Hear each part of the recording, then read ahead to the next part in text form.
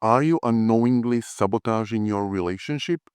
Hi, my name is Matus Hanidziar, and the topic of this video is the one shift that saved my marriage and could save yours too. It started during a quiet evening after a major fight with my wife.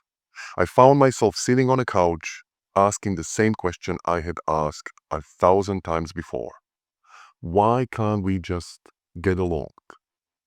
I was desperate to understand, so I turned inward. I began researching, taking personality tests like Myers-Briggs and the love languages. I even read about attachment theory in the book Attached by Amir Levine and Rachel Heller. That is when everything started to click for me.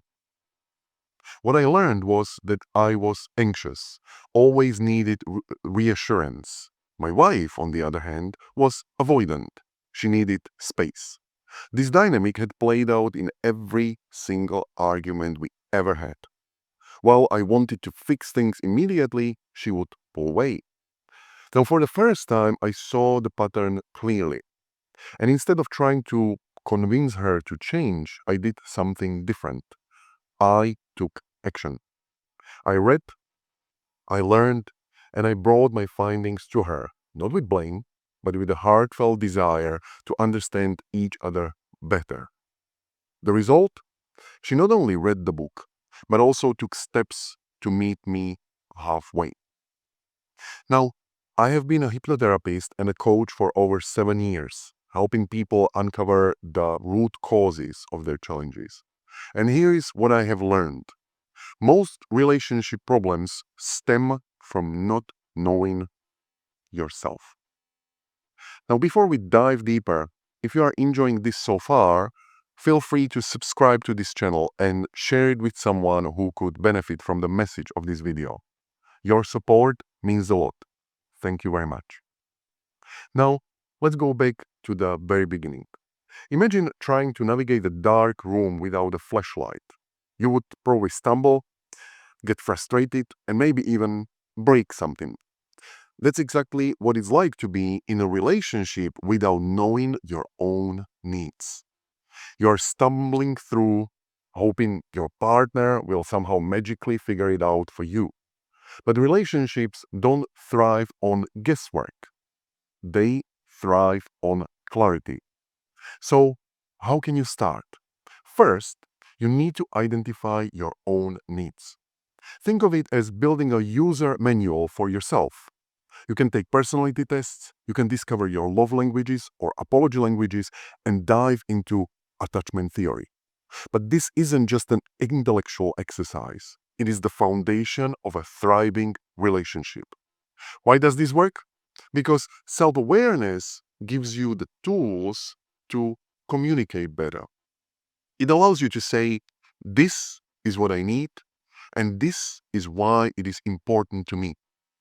And when you understand your partner's needs too, you can meet in the middle, building a stronger connection together. Now, let's break this down further with an example. Have you seen the movie Jerry Maguire? Remember the scene when he says, "You complete me"? How romantic, right? But in real life, that's actually a recipe for disaster. Why? Because it puts the responsibility for your happiness on someone else. A healthy relationship isn't about completing each other. It's about two whole people coming together to share their lives. This brings me to the next step, taking responsibility for your own needs. Once you know them, don't wait for your partner to fulfill them. For example, if your love language is quality time, schedule moments to connect with yourself.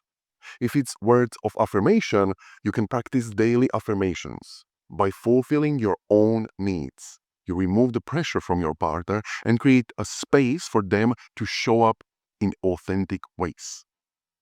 Now, what happens if you don't take this step? You might fall into the trap of resentment, just like I did. Expecting your partner to know and fulfill your needs can lead to frustration because they will sooner or later fall short of your expectation. Or worse, you might feel incomplete, constantly searching for someone to fix you. Now let's talk about attachment styles. Knowing whether you are anxious, avoidant, disorganized, or secure can be a game changer. It's like learning the rules to a game you have been playing blindfolded. When I realized my wife and I had opposing attachment styles, it shifted everything. I stopped seeing her need for space as rejection and started understanding it as a way for her to process. This shift didn't just help our relationship, it helped me to grow as a person and indeed as a therapist and a coach. And that's what I want for you. You can take the test, you can read the books, and you can start uncovering the layers of who you are. So let's recap. Number one, start by identifying your needs and tendencies. Imagine building a user manual for yourself. This process isn't just about uncovering your preferences, it's about understanding the deeper reasons behind them. For example, if quality time is your primary love language, ask yourself why it matters so much. Maybe it is tied to a childhood experience of feeling valued when someone dedicated their time to you. Similarly, recognizing your tendencies, such as being conflict averse or craving constant reassurance, helps you see patterns that influence your relationships. You can start by journaling about what makes you feel most connected in relationships and what triggers frustration or what triggers hurt. You can take assessments like the 5 love languages, apology languages, or delve into tools like the Myers-Briggs personality test. This self reflection isn't about labeling yourself or putting yourself into a category, but about creating clarity about your tendencies and needs. Knowing your needs means you stop waiting for someone else to figure them out for you. Number two, take responsibility for fulfilling your own needs. Here is the truth: no one else can meet all your emotional needs all the time, and they shouldn't have to. This step is about self empowerment. If your love language is words of affirmation, begin by practicing daily self affirmations. Write down 3 things you love about yourself each morning. If physical touch soothes you, consider activities like yoga or getting a massage to connect with your own body. Fulfilling your needs doesn't mean your partner becomes irrelevant. Instead, it creates a dynamic where you approach the relationship from a place of wholeness rather than emptiness. When you can meet your own needs, you show up as a partner who is grounded, self aware, and capable of giving love freely without the undercurrent of unmet expectations. And number three, understand your attachment style and work toward becoming secure. Your attachment style, whether anxious, avoidant, disorganized, or secure, is like a map of how you connect with others. Recognizing this map helps you navigate your relationships with greater insight.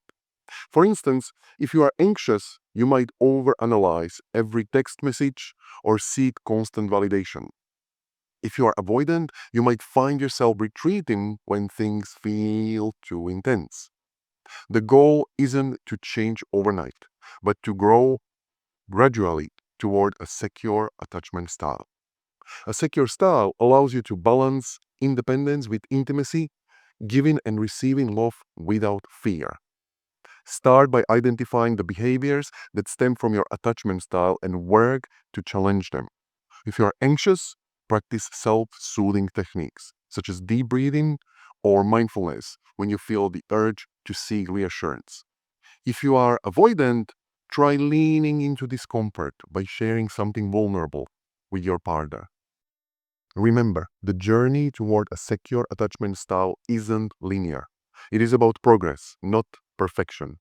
By being consistent and mostly compassionate with yourself, you will find that the qualities of secure attachment, like trust, like open communication, like emotional regulation, become more natural over time. When you take these steps, you are not just improving your relationship, you are investing into yourself. A deeper understanding of your needs, coupled with the ability to meet them independently, creates a foundation for connection and growth. This isn't about finding someone to complete you, but about becoming the best version of yourself so you can build something extraordinary with your partner. And now, it's your turn. How do you approach understanding your needs and tendencies? What steps have you taken to grow in your relationships? Let me know in the comments below. And please don't forget to subscribe for more videos like this. Thank you very much for watching.